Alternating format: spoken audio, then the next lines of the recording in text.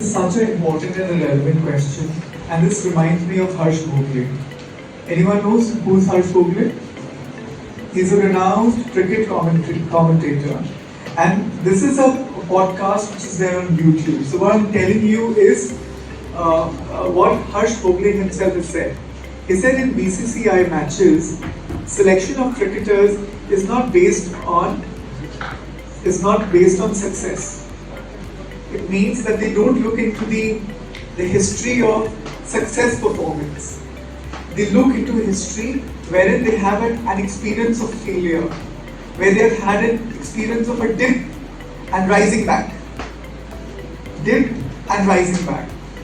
And so then it was questioned that why such cricketers and such sportsmen you prefer in your team. They said because these are the people who have great resilience, perseverance, and they have the power to withstand pressure and spring back to great success. But on the contrary, people who have experienced success all the time, they're not able to handle crisis and chaos. They are stumbled and they're stumped when a chaos and a crisis comes. So, it's just the starting of life. You're barely 16, 17, 18 years old, 15 years old, and it is the right time to start. And one should never be afraid of setbacks, because I strongly believe that there are no failures in life. There are only lessons to be learned. There are no failures in life. There are only lessons to be learned. Is this true or false? And so for me, every experience is a teaching, is a learning experience. It could be the worst come worst situation. Now if we talk from the aspect of some family trauma, some family conflict, can we say that this is also a learning experience for me? Or should I blame God? Should I blame people? Should I blame luck and circumstance? Or do I have the inner wisdom to see it as a learning experience and move ahead in life? And this is where integral education comes into picture.